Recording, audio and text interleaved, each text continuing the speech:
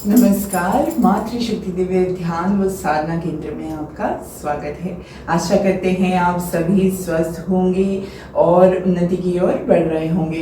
तो आज का जो मेरा विषय है वो आप लोगों के लिए बहुत ज़्यादा इम्पोर्टेंट है। कृपया करके इस वीडियो को शुरू से अंत तक, क्योंकि छोटी सी वीडियो है और आप सुन सकते हो, इतना समय आपके पास है, ये मुझे भी पता है। जब आप स्क्रॉल कर रहे हो, यूट्यूब देख रहे हो, तो ही मेरी वीडियो आप तक पहुंची है। अगर आपके पास समय ना होता तो शायद ये वीडियो भी आपके पास ना पहुंचती, इतना मुझे ज्ञान है। तो कृपया करके यदि आप तक ये वीडियो पहुंची है तो इसको अभी से लेकर अंत तक जरूर सुनिएगा, क्योंकि ये केवल आपके लिए है। मैं 5-7 मिनट, 10 मिनट, 15 मिनट आप लोगों के लिए निकाल रही हूँ, तो आपका भी ये कर्तव्य है कि आप कृपया करके, यदि ज्ञान आप तक पहुँच रहा है आज के समय में, तो वो इसे सुनिए और अर्जित करते रहा कीजिए ज्ञान को। मैं सदैव कहती हूँ, ज्ञान से ही आप बड़े होते हो, ज्ञान से ही आपकी आत्मा का, बुद्धि का, चेतना का विकास होता है। तो चलिए शुरू करते हैं आज का विषय।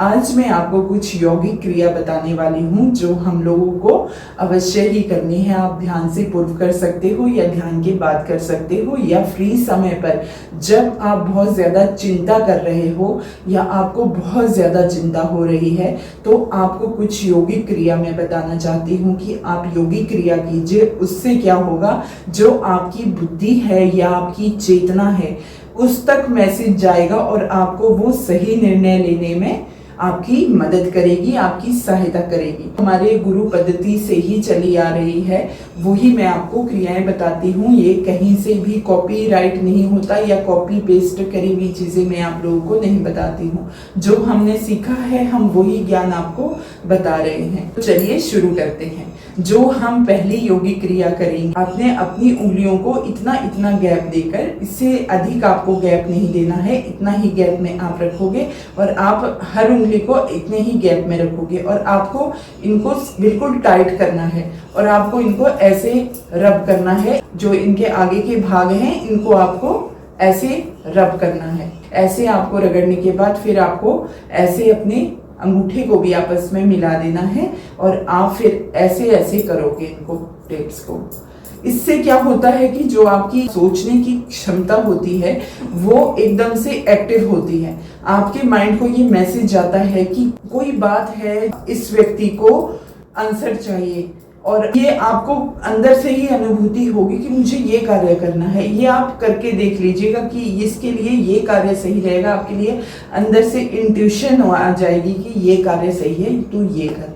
आपका जो परेशानी होने का कारण है, परेशान होने का कारण है, वो यहाँ पर सॉल्व हो जाता है। जब आप ये योगिक क्रिया कर लेते हो, उसके बाद आपको ये करना है, इसको आपको रब करना है।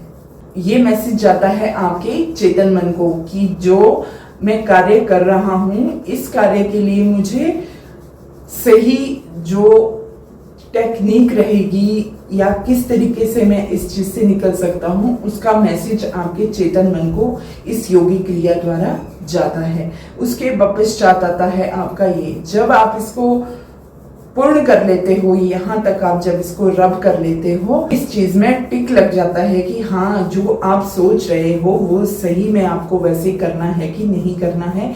उसमें मतलब कि एक स्टैंप लगनी जरूरी होती है ना आपके मन में भी, जब आप कोई विचार करते हो और आपको दुविधा है उसके, वो सब कुछ आपके माइंड में फिट हो चुका है इन योगिक क्रियाओं द्वारा कि आप जो भी चीज के बारे में आप सोच रहे थे उसका पूरा कंक्लूजन, उसका पूरा पैटर्न कैसे रहेगा, कैसे नहीं रहेगा, उसके लिए ये चारों योगिक क्रिया कही जाती है। जब ये आप चारों क्रियाएं कर लेते हो, उसके बाद अंत में क्या करना है, हथेली है आपकी, इसको जोर जोर से रगड़ना है। जो क्रियाएं की हैं पहुंचाने के लिए, उसको आप संपन्न कर रहे हो। आपके हाथ में एक ऊर्जा आनी चाहिए, जो आपने खर्च की है ना अपनी एनर्जी उस कार्य के प्रति, उसी के पश्चात आपको ये हाथों को रगड़कर अपने शोल्डर्स में लगा देना है और अपनी एनर्जी को दोबारा से एनर्जेटिक बनाना है और कहना है उन पंच महाभूतों से कि मेरे आभा मंडल से जो एनर्जी खर्च हुई है,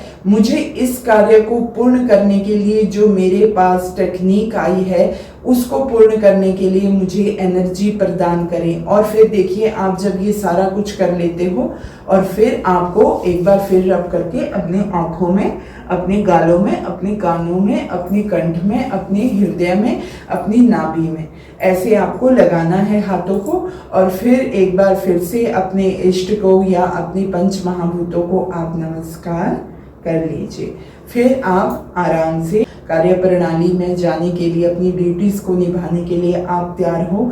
ये आपने अवश्य करनी है। यही आप लोगों को कोई हेल्प करने वाला नहीं आने वाला, क्योंकि आपने खुद भी देखा होगा जो व्यक्ति खुद स्वयं ही ऊर्जा के बिल्कुल निचले स्तर में है, उससे आप लेते हो, कोई भी परामर्श लेते हो तो ज़रूरी थोड़ी है वो आपको सही ही परामर्श दे। अपनी चेतना, अपनी बुद्धि, अपनी आत्मा, इनका आप प्रयोग किया कीजिए अगर जीवन में आपको सफल होना है। यदि आप किसी के भरोसे बैठ जाते हो तो पता नहीं आगे वाला आपके बारे में क्या सोचता है, क्या आपको बता दे, और आपको लगता है ये बहुत समझदार व्यक्ति है, बता रहे हैं तो मैं करूँगा और मैं सफल हो जाऊँगा।